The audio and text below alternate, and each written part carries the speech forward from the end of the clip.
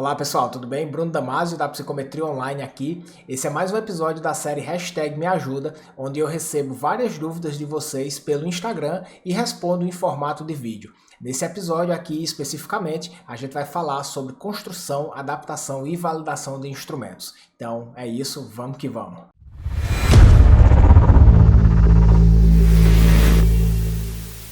Como fazer uma validação de juízes por grupo focal? Quando a gente fala sobre construção, adaptação e validação de instrumentos, uma das etapas iniciais que a gente trabalha é o que a gente vai chamar de validade de conteúdo. E dentro da validade de conteúdo, você vai ter duas etapas basicamente. Você tem a etapa de validação com a população-alvo e a etapa de validação com os juízes. Em geral, a gente faz grupo focal com a população-alvo, mas não com os juízes, tá? Por quê? Porque os juízes, eles são independentes. Então, todas as vezes que a gente vai fazer análise de concordância depois, avaliar como o juiz entendeu aquele item, a clareza, a consistência, o quão representativo o item é do construto, a gente espera que esse juiz ele seja independente, ele traga uma avaliação independente do item. Então, muitas vezes a gente utiliza os juízes para fazer análises de concordância por respostas independentes, de modo que, com uma grande frequência, a gente não utiliza grupo focal para juízes, tá? Então, isso é um ponto importante aí. Após validação inicial numa população e necessidade de validar para outras, preciso do mesmo N? Turma, é o seguinte, essa pergunta aqui ela é interessante porque todas as vezes que a gente está falando de validação de instrumentos, de validade, a gente nunca diz que a validade é uma propriedade da medida. A gente sempre diz que a validade é uma propriedade dos scores. E o que é que isso significa? Basicamente, a gente está dizendo que você precisa ter evidências de validade para toda e qualquer nova amostra que você venha a utilizar aquela medida que você está trabalhando. Então, por exemplo, você pegou um instrumento que ele já foi validado aqui no Brasil por uma determinada pessoa, um grupo de pesquisadores, e você está pegando esse instrumento para utilizar na sua pesquisa. O ideal é que você faça análises de propriedades psicométricas na sua amostra também, tá? Porque um instrumento, por exemplo, que foi validado lá em 2014 numa amostra X, não necessariamente ele vai funcionar na sua amostra. Então a gente precisa sim apresentar evidências de validade. Mesmo que a sua pesquisa não seja uma pesquisa de propriedades psicométricas de uma medida. Então, por exemplo, você tem no seu mestrado, no seu doutorado, um estudo de teste de hipóteses, você quer, testar relações entre variáveis, você está querendo testar diferenças entre grupos. Mesmo assim, você precisa demonstrar que aqueles instrumentos que você escolheu para você testar essas hipóteses que você está trabalhando, esse instrumento ele é confiável, ele é bom, ou seja, ele tem boas propriedades psicométricas na sua amostra. Então veja, eu comecei a responder essa pergunta de um modo um pouquinho mais ampla. O que é que eu estou querendo dizer com isso? Mesmo que o seu estudo ele não seja um estudo de propriedade psicométrica, todas as vezes que você utiliza um instrumento em pesquisa com seres humanos, você precisa mostrar as evidências de validade na sua amostra, tá? Agora, a sua pergunta é, eu estou validando um instrumento para uma nova amostra. Eu preciso do mesmo N? Não necessariamente, tá? E por que não necessariamente? Porque você pode estar diante de várias situações diferentes em que encontrar esse mesmo N é impossível. Então, vou dar um exemplo. Imagina que o instrumento ele foi validado para a população geral e aí você tem uma amostra de, 3.000 participantes. Se você vai validar esse instrumento numa amostra específica, é muito mais difícil você encontrar um número tão grande de participantes quando você compara com a população geral, que aí entra todo mundo. Então tem amostras e amostras, às vezes vai ser muito difícil. Outra situação que acontece é que às vezes você pode estar com uma amostra inicial, o instrumento inicial ele foi validado com uma amostra muito pequena, muito ruim, e você pode coletar mais dados. Então, vai ter situações em que você consegue fazer um estudo melhor do que os estudos que você já se deparou anteriormente. Então, assim, você não precisa seguir ipsis literis, literalmente, todo o método de validação do estudo inicial, tá? Inclusive, pessoal, se vocês estiverem trabalhando com medidas que foram validadas na década de 90, comecinho dos anos 2000, os procedimentos de validação, em geral, eram muito precários, muito ruins, assim. Então, você não precisa ficar preso, tá, a procedimentos antigos, né, os procedimentos originais. O ideal, inclusive, é que você vá avançando cada vez mais, apresentando suas análises de forma cada vez mais robusta, beleza? Depois da validação dos especialistas, a próxima análise é a AFC ou tem outras análises antes? Basicamente, pessoal, assim, a gente tem alguns guidelines, né, que vão nos dar diretrizes para a gente seguir uma etapa de validação, né?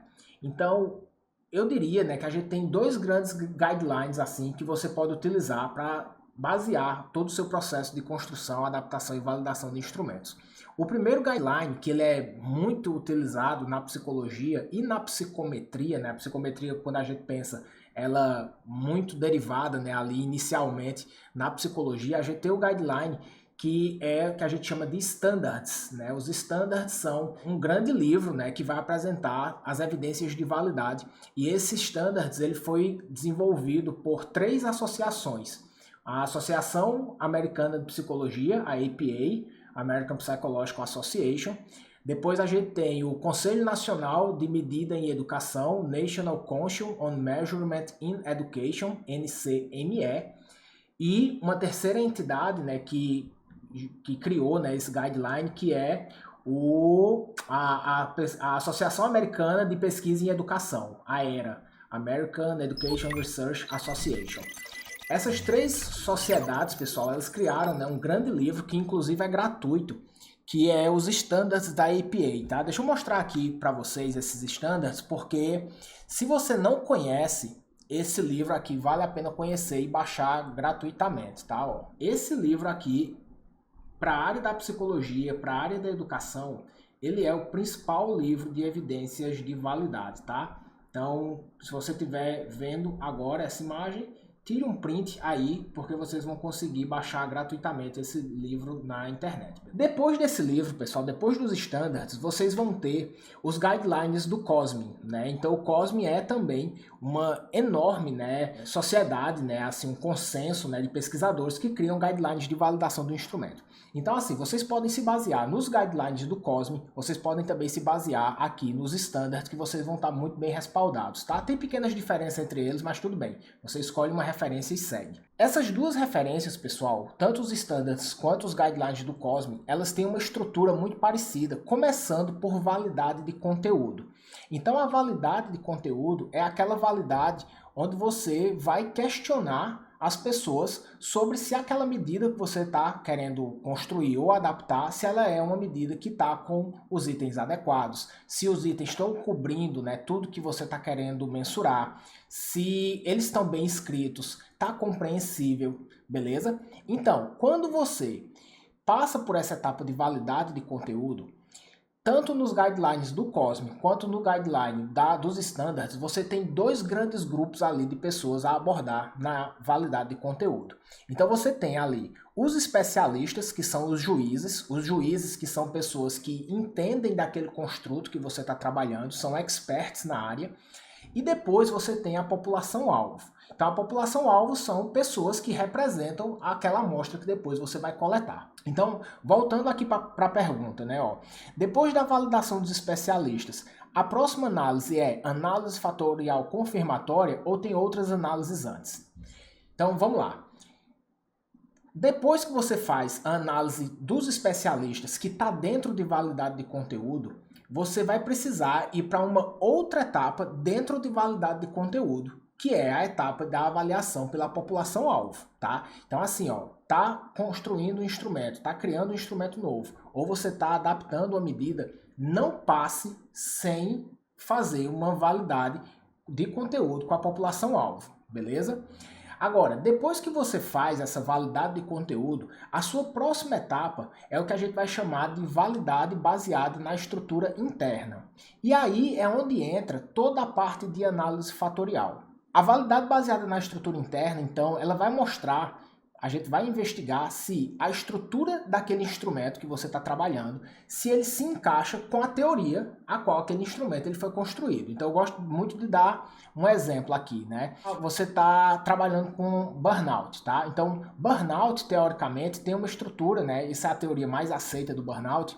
Ela é uma estrutura de 3 fatores: exaustão emocional, despersonalização e baixa realização do trabalho. Então você tem essas três facetas teóricas.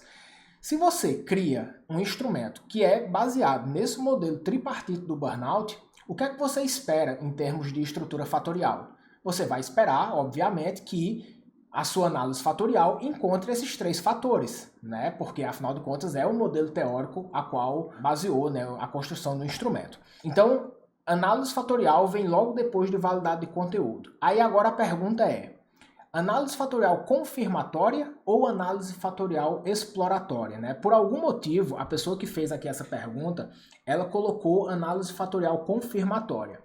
A gente não sabe direito, né, se você vai precisar fazer uma análise fatorial confirmatória ou se uma análise fatorial exploratória seria melhor.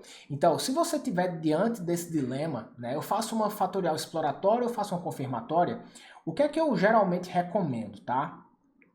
Quando você está construindo um instrumento, então imagina que você está criando uma medida do zero. Você simplesmente está ali, né, desenvolvendo uma medida nova.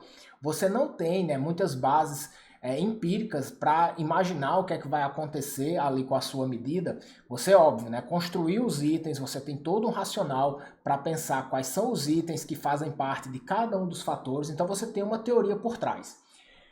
Quando você está construindo a medida, você tem apenas a teoria, mas você não tem nenhuma evidência prévia que mostre, né, que de fato aquela sua estrutura que foi pensada já se sustentou, porque afinal de contas o instrumento é novo. Quando o instrumento é novo, geralmente a gente espera uma análise fatorial exploratória, ou seja, você coloca ali o seu instrumento para simplesmente que o programa encontre a estrutura desse instrumento.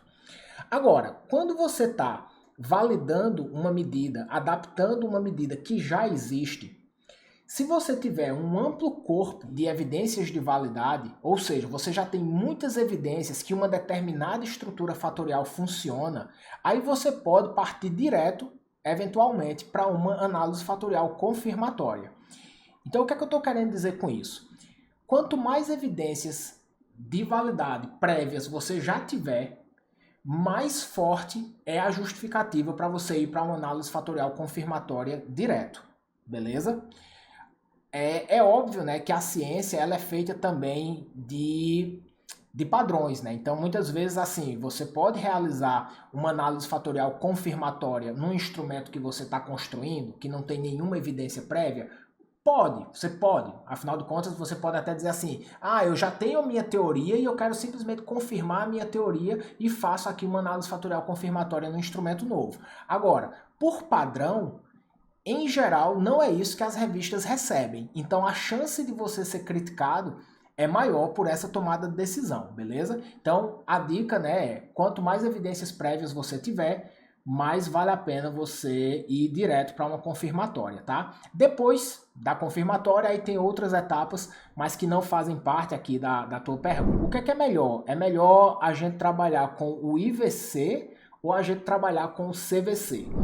O IVC, só para quem não sabe, é o índice de validade de conteúdo, enquanto que o CVC é o coeficiente de validade de conteúdo. Eu particularmente gosto mais do CVC, tá? Por quê? Porque o CVC, ele avalia mais coisas. Ele avalia clareza do item, ele avalia uma série de pontos que o IVC não avalia. Então, assim, a matemática desses procedimentos de validade de conteúdo são muito parecidos. Muda pouca coisa ali em termos do cálculo, tá? Mas eu gosto do CVC porque ele é mais amplo, beleza? Porque as diretrizes COSME são ignoradas nesse processo. Há muita despadronização entre os estudos. Então, pessoal, quando a gente pensa, né, assim, sobre validação de instrumentos, os estudos que existem sobre validação de medidas, realmente há muita despadronização, há, na verdade, assim, muitos erros, né, muitos erros técnicos, e cabe a gente, né, estudar esse negócio para fazer cada vez melhor, né? Eu acho que quando eu montei, né, aqui a psicometria online, eu pensei muito nisso, né? Assim, de algum modo tentar, né, criar um espaço onde a gente pudesse, sei lá, se desenvolver junto, né? Ampliar, crescer, melhorar nesses procedimentos aí de validação de medidas. Algumas áreas isso é forte, né? Então, por exemplo, a gente tem a turma da psicologia, trabalha validação de instrumentos muito bem, a gente tem a turma da educação física, que também fazem bons estudos, a gente tem uma turma das ciências da saúde em geral, tem o pessoal da fisioterapia, tem uma galera da nutrição que trabalha bem.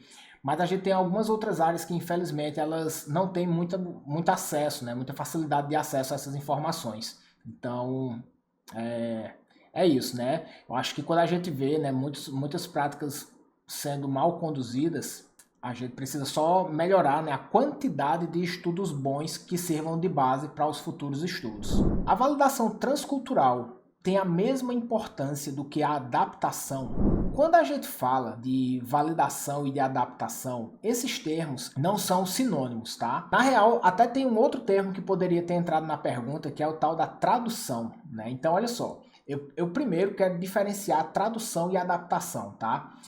Quando a gente está trazendo um instrumento de fora para o Brasil, né, você vai querer fazer todos os processos aqui para que o instrumento ele funcione, não basta apenas traduzir, tá? Por quê? Porque muitas vezes você traduz um instrumento ao pé da letra e esse instrumento ele não vai funcionar por questões culturais. Você vai precisar mexer um pouco nos itens, você vai precisar reformar uma frase ou outra, você vai precisar mudar um determinado contexto que não se aplica tão bem aqui no Brasil. Então eu vou dar um exemplo, tá? Imagina que você está validando um instrumento de ansiedade, e aí de ansiedade social, por exemplo, e aí o item do instrumento ele se reflete, ele é específico, por exemplo, de você ficar muito perto de pessoas em trens lotados, por exemplo, que é uma coisa super comum na Europa, por exemplo. Aqui no Brasil não é tão comum a gente andar de trem, né? São poucas cidades que tem um trem de transporte de pessoas, né? E então esse item, obviamente, ele iria precisar mudar, provavelmente para ônibus. Então veja que quando a gente faz, né, uma mera tradução literal, e isso aqui é um exemplo muito trivial, né, só para vocês entenderem, você precisa, às vezes, né, se você faz a tradução literal, você não vai ter um item que vai representar a realidade local. E aí, pessoal, entra o termo adaptação. O que é a adaptação? A adaptação é exatamente você fazer uma tradução, mas você adaptar para a cultura que o instrumento está sendo traduzido, adaptado. Então, você precisa fazer essas pequenas mudanças. Isso é adaptação, tá? Depois, pessoal, que você faz a adaptação do instrumento, você vai para outras etapas de validação. Então, a adaptação, ela é uma parte da validade de conteúdo. Depois que você faz a adaptação com todos os ajustes linguísticos, gramaticais, ortográficos, etc., culturais, você vai precisar saber se aquele processo que você fez ele tá legal. E aí, como é que você sabe disso? Você leva o seu instrumento para ser avaliado por juízes e pela população-alvo, beleza? Depois dessa parte, aí você vai para outras evidências de validade. Então, quando a gente fala do processo de validação, ele é o processo global que envolve você adaptar o instrumento e provar empiricamente que esse instrumento de fato ele funciona. Então vejam isso, tá? Ó, validação é adaptação mais propriedades psicométricas. Beleza? Então, validação é mais amplo. Adaptação é apenas a primeira etapa de um processo de validação de instrumentos, tá joia? Existe um parâmetro para exclusão de item na redução com análise fatorial exploratória. A gente sempre diz, né, que quando a gente trabalha com análise quantitativa de dados, com psicometria, a gente está trabalhando, né, com uma ciência exata, né? Então a gente tem ali, né, os critérios matemáticos, estatísticos e tal, mas nem tudo é tão exato assim, né, na nossa ciência. Então, você vai ver, né, quando a gente começa a estudar, a gente começa a se deparar com muitas regras que são completamente arbitrárias, que simplesmente alguém disse que deveria ser assim e as pessoas começam a utilizar essa regra como uma regra imutável, né? E existem alguns exemplos em que isso acontece. Um desses exemplos é aqui onde a pergunta, né, ela faz esse questionamento. Existe um parâmetro para a exclusão de item na redução com análise fatorial? A maioria dos livros, pessoal, que a gente vai ler sobre redução de instrumentos, eles dizem, né, que um item, entre aspas, pertence a um fator quando ele tem carga fatorial acima de 0,30. Então, 0,30 é o ponto de corte que é mais mencionado na literatura, mais aceito na literatura. Agora, se a gente vai tentar entender matematicamente o porquê esse ponto de corte é exatamente 0,30 e não 0,40, a gente não tem uma justificativa matemática, uma justificativa estatística. O que é que você precisa entender? Que quando você está trabalhando com análise fatorial, seja ela exploratória ou confirmatória, a carga fatorial é, entre aspas, né, um indicador de importância do item. E um outro conceito que ajuda a gente a entender o que significa a carga fatorial é o conceito de comunalidade. A comunalidade nada mais é do que a carga fatorial elevada ao quadrado, e isso representa o quanto, em termos percentuais, aquele determinado fator explica o item. Então, por exemplo, você tem uma carga fatorial de 0,30, que é o ponto de corte, né, padrão ali nos guidelines, né, de validação. Esse 0,30, se você eleva ao quadrado, isso dá 0,09. Então, isso seria aproximadamente 9% de variância compartilhada. Então, um item que tem carga fatorial de 0,30, ele é explicado pelo fator aproximadamente 9%. Então, agora sim, é pouco, a gente sabe que é pouco. Agora, por que 0,30, né, como ponto de corte? Não tem nenhuma razão matemática e estatística para isso. Quando você está construindo uma medida, você pode flexibilizar esses pontos de corte de acordo com o rigor que você queira. Então, assim, quando eu comecei nessa resposta dizendo que a gente tem uma ciência que é exata, mas não é tão exata assim, é porque, por exemplo, né, quando você está construindo um instrumento, você pode utilizar critérios diferentes ali, critérios mais altos para ter ali, né, a sua versão final dos instrumentos. Então, por exemplo, eu já vi autores que constroem a medida, constroem vários itens e dizem assim, eu só quero ficar com os itens mais fortes. E aí o que é que eles vão considerar como itens mais fortes? Itens que têm, por exemplo, carga fatorial de 0,50. Então, vamos pensar naquele conceito de comunalidade. 0,50 ao quadrado dá 25%. De variância explicada pelo fator. Então veja que é um critério ali um pouco mais alto, né? Você pode fazer isso. Tem gente que faz assim, ó. Eu quero ficar, né, com os itens que tem carga, por exemplo, acima de 0,50 ou acima de 0,60, acima de 0,70. 0,70 eu nunca vi, tá? Mas 0,50 já. E eu quero que esse item ele não tenha carga cruzada maior do que 0,20 em nenhum outro fator, se você estiver trabalhando com um instrumento que tem mais de um fator. Então veja que você pode colocar critérios tanto na carga fatorial oficial, né, daquele fator que o item de fato deve fazer parte, e você também pode eventualmente colocar um critério de carga cruzada.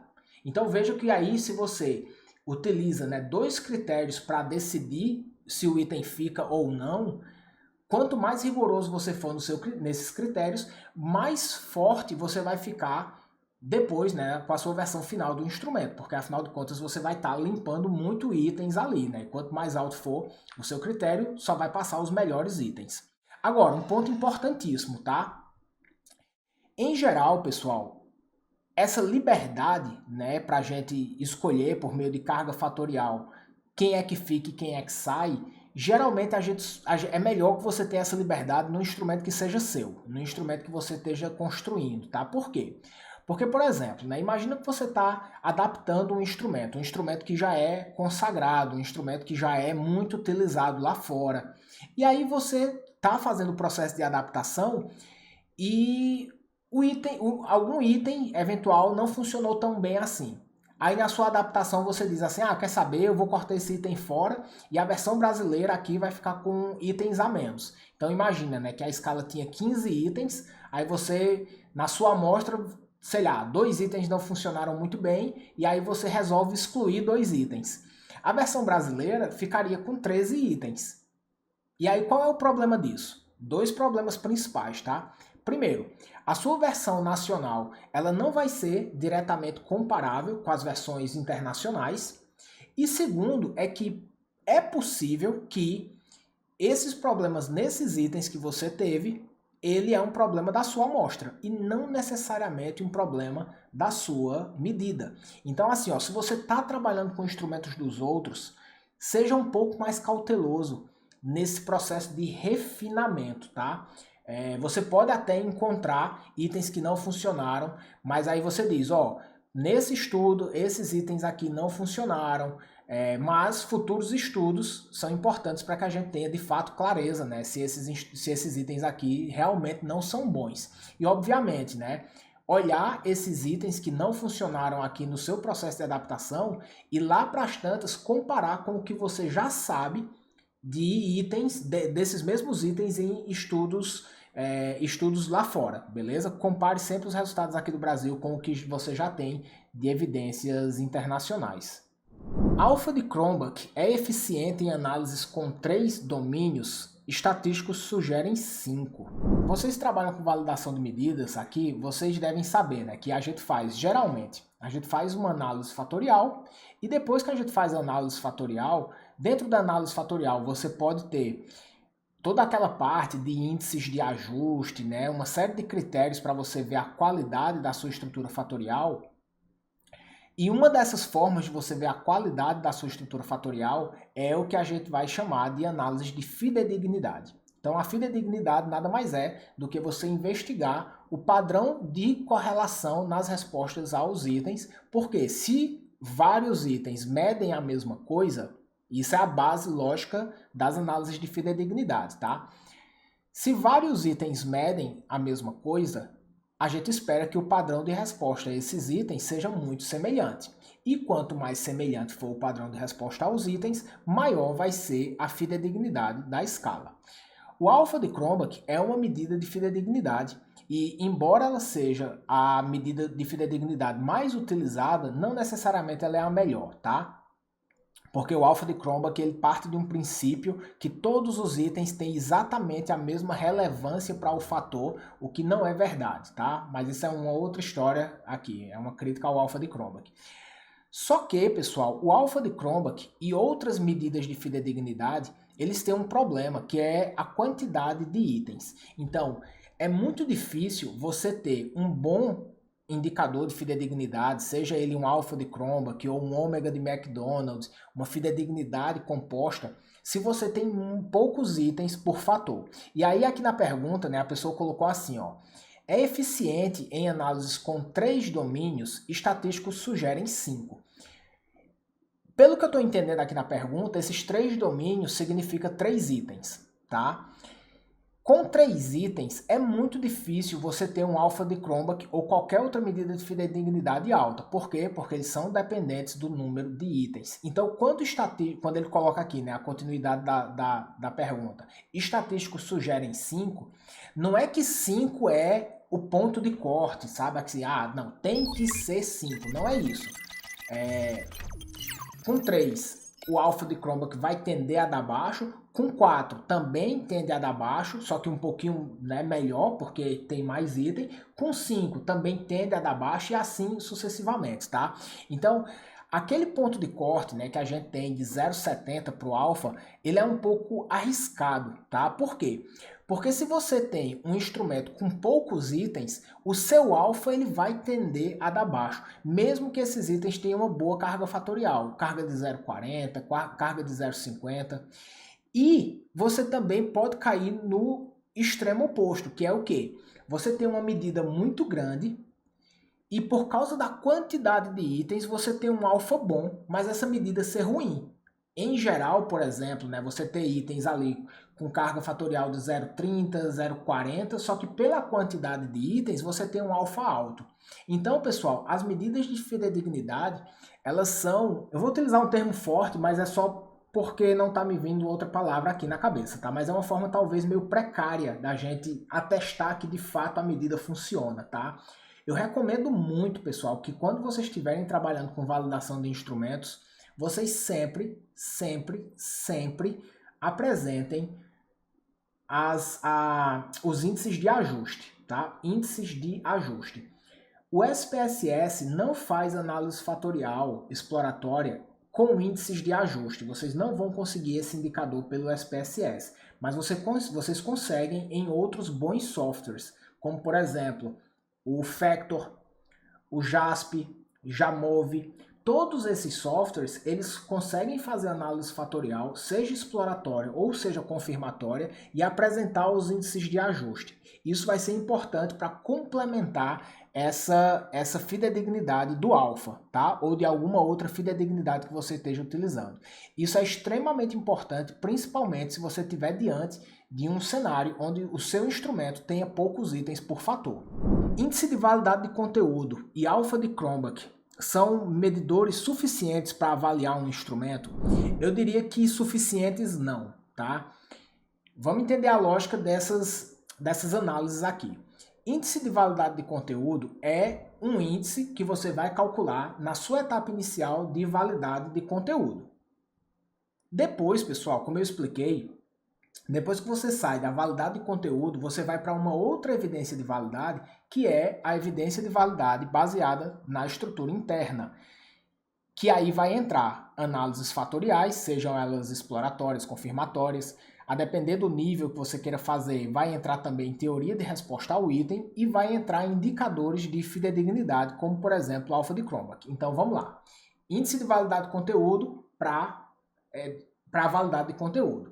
Alfa de Cronbach como um indicador de consistência interna. Só que quando a gente utiliza o alfa de Cronbach, pessoal, a gente precisa saber quais são os itens que fazem parte do fator que a gente está trabalhando, tá? Então assim, ó, é muito difícil que dentro de um processo de validação você faça um alfa de Cronbach sem antes fazer a análise fatorial. Por quê? Porque é a análise fatorial que vai mostrar para você a estrutura de quais itens fazem parte de cada fator, e a partir disso é que você vai ter uma próxima etapa depois da análise fatorial, que é a análise da consistência interna, e aí só depois de uma análise fatorial é que eu recomendo você fazer o alfa de Cronbach, tá? Então, respondendo de forma objetiva a pergunta, não faça alfa de Cronbach antes de ter aí uma análise fatorial, seja ela exploratória ou confirmatória, tá?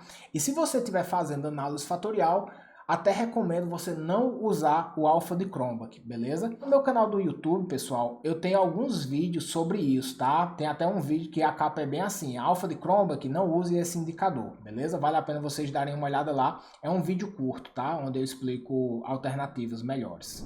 Questionário pode ser considerado uma escala? Existem diferenças conceituais? Em geral, pessoal, quando a gente vai olhar, né, esses termos eles são sinônimos, tá? Então você vai ter escala, você vai ter questionário, você vai ter instrumento, você vai ter inventário. Então veja que rapidamente aqui eu pensei em 4 termos aqui, tá? Esses 4 termos aqui, pessoal, eventualmente você pode até achar um ou outro artigo que tente explicar um pouquinho mais as diferenças entre eles, tá? Só que é apenas uma opinião, tá? É apenas uma opinião de um determinado autor. Em geral, quando você vai ver a literatura mesmo de propriedades psicométricas, de propriedades de medida, esses termos eles são utilizados de forma intercambiáveis. Então, escala, inventário, questionário, instrumento, em geral, é tudo sinônimo, beleza? Queria entender sobre o modelo Bifactor. O que é um modelo Bifactor, tá, pessoal? Essa pergunta aqui, ela é um pouquinho mais avançada, tá? Provavelmente eu vou aqui precisar vir no computador para desenhar aqui. Deixa eu só abrir aqui um negócio. Ó, pessoal, é o seguinte, ó, um modelo Bifactor, ele é um modelo especial dentro da validação de instrumentos, tá? Que é um modelo um pouco mais avançado. Mas basicamente, você vai ter o seguinte: imagina que você tem um cenário onde você tem aqui um fator. Esse fator aqui, né, ele tem, por exemplo, aqui 3 itens, tá? Aqui 1, 2, 3. Isso aqui vai ficar uma gambiarra, tá, turma? Mas isso aqui é importante. Tem pouquíssimas pessoas conhecem modelos Bifactor, tá? Se você não conhece, fique aqui porque isso aqui pode dar um baita de um up aí no seu conhecimento de análise fatorial, tá joia? Então, vamos colocar aqui 4 itens por fator, tá? Então, esse aqui você tem um fator que tem 4 itens aqui, os itens são representados por esses retângulos, o fator é o círculo, tá? E você tem aqui, ó, um outro fator aqui, você tem também 4 itens, tá? Aí, pessoal, o que é que acontece? Ó? Às vezes você tem essa estrutura de 2 fatores aqui e você quer, né? Muitas vezes a gente quer criar um score único aqui. A gente pensa assim, caramba, eu tenho aqui o meu primeiro fator, eu tenho aqui meu segundo fator, mas será que eu poderia ter um score único? Muitas vezes a gente tem essa dúvida, né? Só que você não pode simplesmente somar todos esses 8 itens aqui que vocês estão vendo, né? Vocês não podem simplesmente somar e gerar um score aqui, porque não necessariamente você tem aqui um instrumento unifatorial aqui. Então, quais são as formas de você saber se você pode criar um instrumento unifatorial? Bem, a princípio, você poderia ter um fator só aqui, explicando todos os 8 itens, e aí você, bem, olha os índices de ajuste e vê se esse modelo ele é aceitável ou não, né? Um fator só aqui. Só que às vezes, pessoal, você quer saber o que é melhor. Se é melhor você ter um instrumento de 2 fatores ou você ter um instrumento de um fator só. E é aí de 2 fatores ou mais fatores, né? De múltiplos fatores aqui. E aí é onde é que entra, pessoal, o que a gente conhece por modelo bifactor. Então o modelo bifactor nada mais é do que um modelo onde você cria uma outra estrutura fatorial aqui, de um fator só, e essa estrutura fatorial aqui, ela vai explicar todos os itens desse instrumento. Então veja só, você vai ficar aqui, ó, com... Deixa eu só terminar aqui, tá? Me deem um minutinho aqui. Você vai ficar aqui com, do lado esquerdo, o que a gente vai chamar de uma estrutura de fatores específicos, tá? Ó, terminei aqui. Ficou feio pra caramba, mas deu certo, tá? Então, ó, aqui do lado esquerdo, a gente vai ter o que a gente vai chamar de específicos, os fatores específicos, tá? E aqui, do seu lado direito, do nosso lado direito aqui, a gente vai ter o que a gente vai chamar de... Aqui a gente vai ter o fator geral, tá, pessoal? Não vou perder tempo não, que eu não estou conseguindo digitar. E aí, o que é que acontece, pessoal? Um modelo bifactor, então, ele é um modelo de competição aqui, entre os fatores específicos e o fator geral. Essas duas estruturas fatorial, aqui a do lado esquerdo e aqui a do lado direito, ela está competindo dentro da mesma análise para ver quem explica melhor os itens. Então, se essa estrutura fatorial aqui da direita, que é um fator só, explicar melhor os itens, ou seja, tiver maior carga fatorial, você tem uma evidência de que o seu instrumento ele é melhor concebido como uma estrutura unifatorial. Agora, se você coloca essas estruturas aqui, dos fatores específicos e do fator geral, para competirem entre si, e você tem cargas fatoriais maiores aqui do seu lado esquerdo, você está diante de uma evidência de que o seu construto ele é melhor concebido como um construto multidimensional, onde você especificar melhor a sua estrutura fatorial é melhor para o seu instrumento, tá? Então eu vou dar um exemplo aqui, né, que é bem da área da psicologia e é onde esses modelos, né, bifactor surgiram. Foi na avaliação da inteligência, né? Então na avaliação da inteligência, muitas vezes a gente tem, né, essa dúvida. O que é melhor? É melhor a gente ter uma avaliação de uma inteligência geral ou de inteligências específicas, né? Então a gente tem muitos estudos de desenvolvimento e de aplicação dos modelos bifactor dentro das pesquisas sobre inteligência, mas isso aí já foi utilizado, né, agora em vários outros construtos, tá? Então, Júlia, respondendo aqui um pouco, né, a tua pergunta, muitas vezes, né, análises que utilizam o modelo bifactor, esses estudos eles vêm para testar a hipótese do que é melhor você fazer com o seu instrumento. É melhor você ter scores em separado ou é melhor você ter um score único, tá? Veja que você pode até tá me perguntando assim, tá, Bruno, mas eu não poderia fazer simplesmente 2 análises fatoriais confirmatórias? Eu poderia ter, por exemplo, uma confirmatória do instrumento com vários fatores e eu poderia ter uma confirmatória de um instrumento unidimensional. Poderia fazer isso? Poderia. Agora, qual é o ponto? O ponto é que você não coloca, fazendo duas análises em separado, você não coloca essas duas estruturas para competir de fato na explicação dos itens. Você tem uma análise isolada e depois você tem outra análise isolada, mas você não sabe como se daria essa briga entre eles dentro da mesma arena, tá? Então a análise bifactor ela serve exatamente para você colocar de fato à prova qual é a melhor estrutura para o seu instrumento, tá? Não sei se eu respondi tua pergunta, veja qual é a sua dúvida, né, a sua aplicação específica, e se você precisar de mais informações, entre em contato comigo, tá? Inclusive lá na Academy a gente tem, assim, aulas muito específicas sobre modelos bifactor, tá?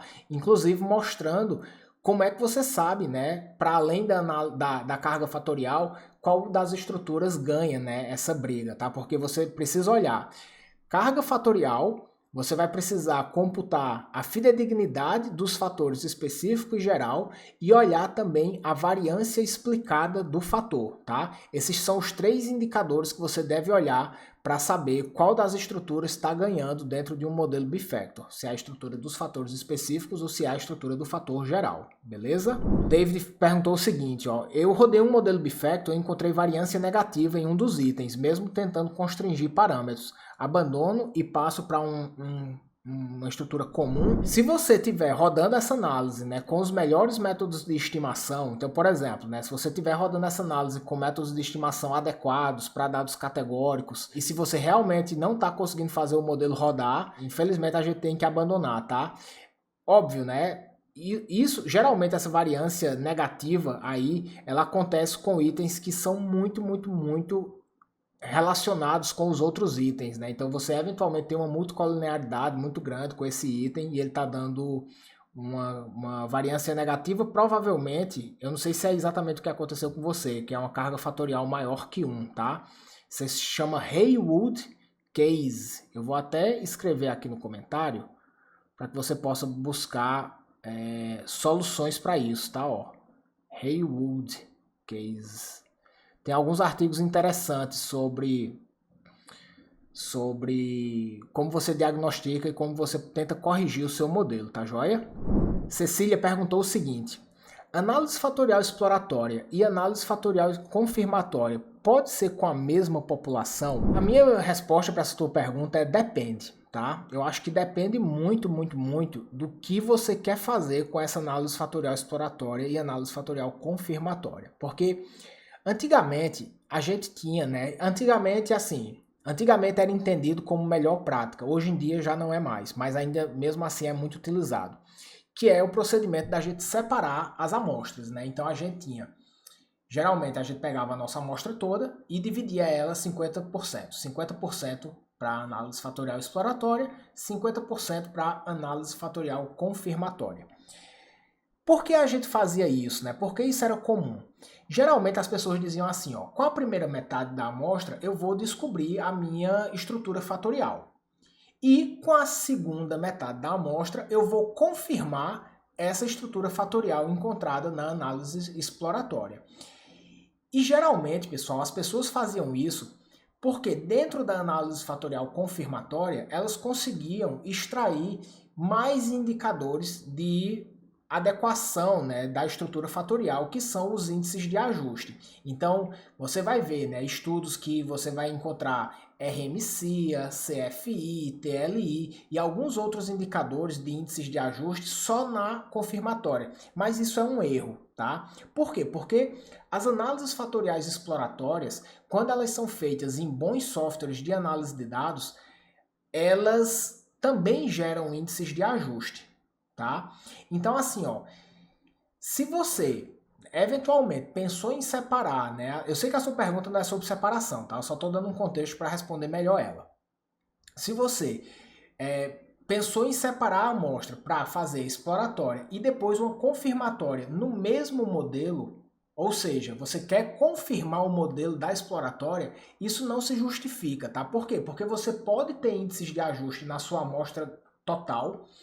E uma outra crítica, né, que se faz a essa ideia de separação é você simplesmente estar dividindo o poder da sua amostra em duas partes.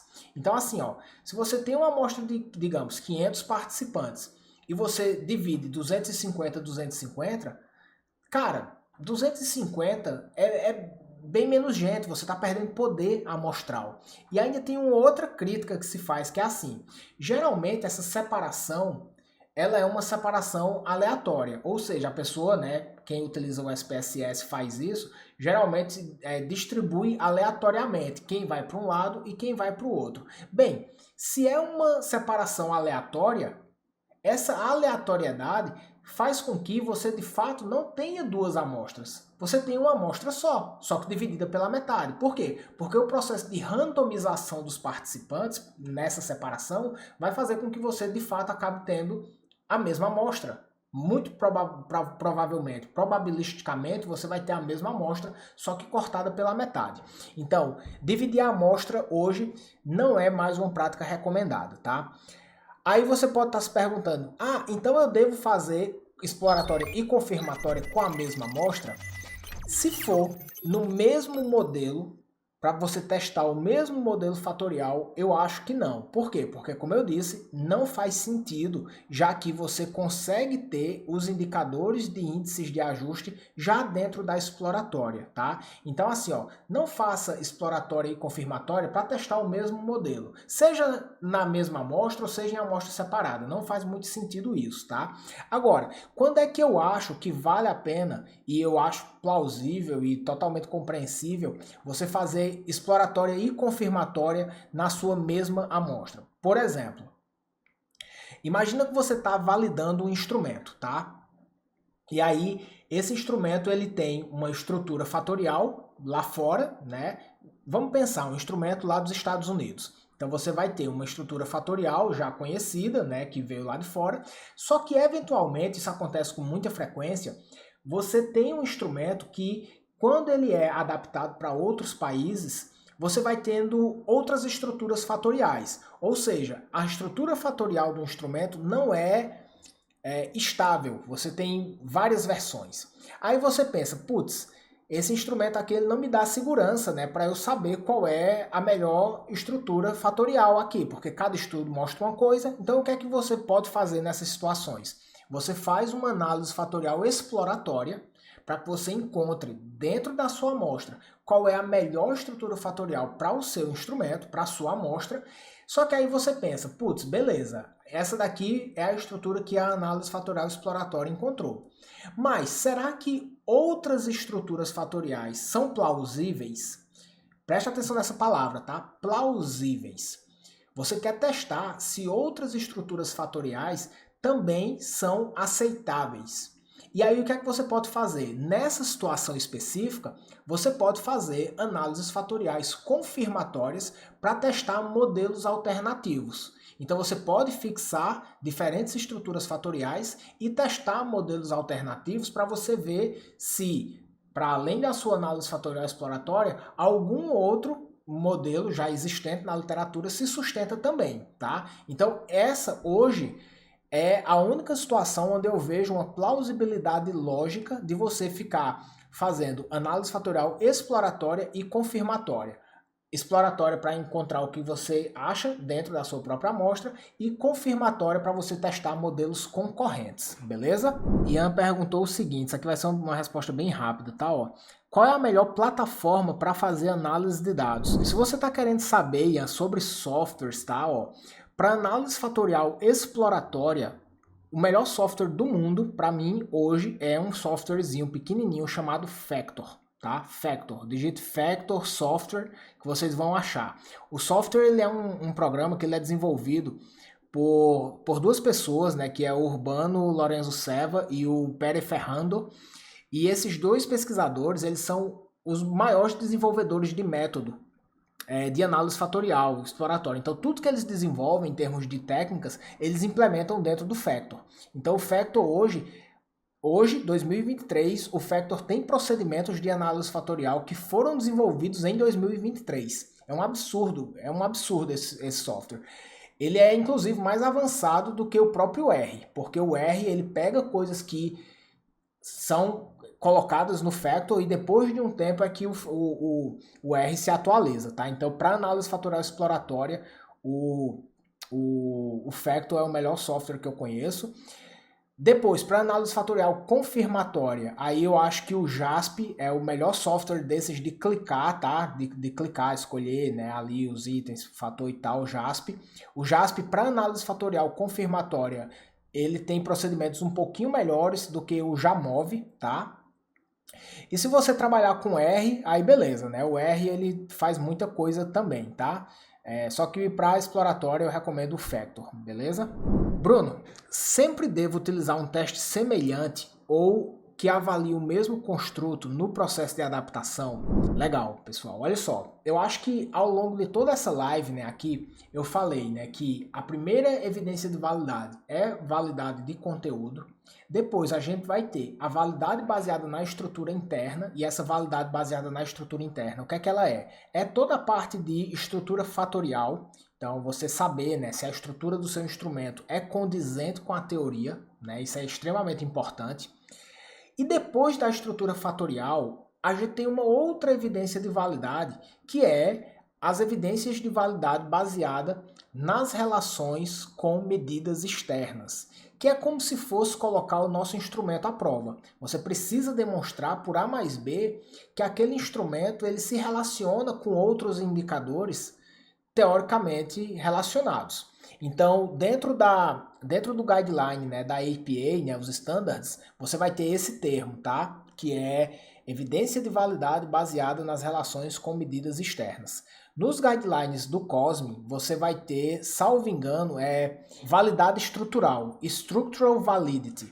Então, o que é que eles estão chamando de validade estrutural? É você testar modelos estruturais relacionais do seu instrumento com outras variáveis, tá? Então, assim, ó, sempre devo utilizar um teste semelhante ou que avalie o mesmo construto. Então, só para você entender, dentro das evidências de validade dos standards, isso é validade baseada nas relações com medida externa, e dentro do COSME, isso é a validade estrutural. Sempre devo, é recomendado que sim, tá? É recomendado que sim. Por quê? Porque você pode fazer uma análise fatorial. Essa análise fatorial, ela pode encontrar uma boa estrutura fatorial, mas ela não garante que de fato o seu teste ele se relaciona com indicadores esperados da forma que deveria. Eu vou dar um exemplo para vocês, tá? Da minha área. A minha área, a minha área teórica, né, que é o tema que eu mais pesquisei, é sentido de vida, realização existencial. E aí, pessoal, quando foram criadas as primeiras medidas de realização existencial e de sentido de vida, os primeiros instrumentos, eles não avaliavam o sentido de vida. Eles avaliavam indicadores de depressão, de felicidade, de satisfação com a vida. Então eram outros construtos psicológicos que eram relacionados com sentido de vida, mas não eram sentido de vida. E aí o que é que acontece? Imagina que você está construindo um instrumento para avaliar sentido de vida, tá? Só que aí você não conseguiu criar itens de sentido de vida, você criou itens de felicidade. Você errou na construção do seu instrumento, dos itens. Bem, se você criou itens de felicidade e você criou bons itens de felicidade, você eventualmente vai encontrar estruturas fatoriais. Você vai encontrar itens que se agrupam, você vai encontrar bons indicadores de fidedignidade, você eventualmente pode ter um bom alfa de Cronbach, uma boa fidedignidade composta. Então veja que essa parte da estrutura interna pode funcionar, mas ela pode funcionar e não necessariamente você está mensurando aquilo que de fato você quer. Então, essa parte de você relacionar o seu instrumento com outros indicadores externos é justamente para você colocar à prova que você está medindo de fato o construto que você queria. Então, assim, ó, para construção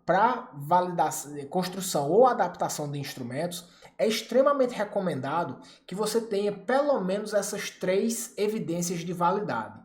Validade baseada na estrutura interna, validade de conteúdo, tá? Começando sempre pela validade de conteúdo, depois validade baseada na estrutura interna e depois a validade baseada nas relações com medidas externas ou validade estrutural na nomenclatura do COSME, beleza? Então sim, é extremamente recomendado que você coloque seu instrumento à prova com outros instrumentos, beleza? Estou trabalhando aqui com um instrumento que tem 34 itens e esses 34 itens eles estão divididos em 10 fatores. E aí o que acontece? Cada fator vai ter um número muito pequeno de itens, né? Vamos ficar ali com 3 ou 4. Isso é um problema? Como é que eu faço, né, esse processo de validação? Quando a gente tem, né, instrumentos mais antigos, antigamente a gente imaginava que quanto maior fosse um instrumento, melhor ele seria. Porque, teoricamente, ele iria captar melhor o construto, ele iria ter, né, ali mais indicadores. Tinha gente que acreditava, né, naquela história, eu vou repetir itens aqui para avaliar um eventual processo de mentira, né, no processo de resposta. Então criam itens muito parecidos e tal. E hoje, pessoal, a gente sabe que muitas vezes instrumentos muito longos, eles têm erros de medida associado maior. E isso acontece por vários motivos, tá? Quando a gente trabalha com instrumentos mais antigos, em geral esses instrumentos eles vão ser mais longos do que os instrumentos mais recentes. E aí, em eles sendo instrumentos mais longos, com mais itens, muitas vezes você vai ter geralmente uma instabilidade da estrutura fatorial. Então, nesse seu exemplo, Michel, você falou, né, que você tem um instrumento de 30 e poucos itens com 10 fatores. É muito, muito, muito improvável que essa estrutura fatorial ela se replique em estudos futuros, tá? E digo mais, se esse foi um instrumento, se é um instrumento mais antigo, é muito provável que essa estrutura de 10 fatores ela tenha sido derivada de um processo de validação muito ruim, utilizando técnicas de retenção fatorial, de escolha do número de fatores precária. Então, assim, muitas vezes, né, a gente vê instrumentos que foram validados antigamente, né, utilizando o SPSS como uma técnica de escolha de fatores, né, do número de fatores do eigenvalue maior que 1. Essa técnica ela é bem problemática, tá? E ela puxa, né, o número de fatores para cima. Então, assim, ó, se você fizer uma análise fatorial exploratória, provavelmente você não vai encontrar esses 10 fatores, tá? Então, isso é um primeiro ponto. Tente fazer uma análise fatorial exploratória com bons procedimentos de retenção fatorial, tá? Depois, Bruno, mas eu queria testar, né, esses 10 fatores. Então, se você quiser testar essa estrutura fatorial, você pode, se quiser, fazer uma análise fatorial confirmatória e setar a estrutura, né? Quais itens fazem parte de qual fator e você testar esse ajuste, né, desse instrumento. Se você for colocar esse instrumento para uma avaliação de fidedignidade, de alfa de Cronbach ou de qualquer outra fidedignidade, você vai ter o problema que eu comentei mais cedo aqui na live, que é qual? Quanto menor é a quantidade de itens do fator, mais difícil é você ter bons índices de fidedignidade. Então, por exemplo, se você tem 3 ou 4 itens, é muito provável que você não tenha bons índices de fidedignidade para boa parte desses fatores. Então, é por isso que é importante você pegar esses seus indicadores de fidedignidade e contrastar com os índices de ajuste do modelo que você vai ter dentro da sua análise fatorial confirmatória, se você quiser testar, né, confirmar essa estrutura de 10 fatores. Beleza? Então é isso. Resumindo, é isso, tá? Depois, se você quiser, me manda mais, me escreve inbox ali que eu tento ajudar mais vocês. Turma, deixa eu falar, ó, foi bem massa essa live. Gostei bastante de trocar essa ideia aqui com vocês. Toda segunda-feira, pessoal, a gente vai fazer live aqui, tá? Eu vou abrir caixinhas de perguntas ali, se vocês mandarem perguntas, eu respondo. Eu acho que o sucesso dessa live, como eu falei ali no começo, depende muito do engajamento de vocês. E eu também quero fazer entrevistas, eu quero conversar com vocês, eu quero dar uma orientação. Então, assim, ó, se você quiser participar, me escreva aqui, né? Aqui, ó, tem ali, ó. Em algum lugar vocês conseguem me inscrever. Me inscrevam ali, tá, turma? Que vocês tiverem um bom problema de pesquisa, uma coisa que eu sinta que eu consiga de fato ajudar vocês, a gente vem e bate um papo junto aqui, tá? E não precisa ser segunda-feira não, tá? Pode ser eventualmente essa semana, tá? Eu quero estar cada vez mais próximo de vocês e para que isso aconteça, vocês também precisam mostrar para mim, né, que seria bacana esses espaços, essas trocas, tá joia, turma? Fiquem bem, um grande abraço, tá, pessoal? Se você quer aprender mais sobre psicometria e análise quantitativa de dados, desenvolver total autonomia e independência para gerenciar os teus estudos e não depender mais dos outros, aprofundar cada vez mais, melhorar as tuas pesquisas e publicar elas nas melhores revistas da tua área, eu te convido fortemente a conhecer a Psicometria Online Academy, uma formação toda desenvolvida para você se transformar num pesquisador ou numa pesquisadora de ponta. O link da formação está aqui na descrição. Espero te ver do outro lado. Um grande abraço.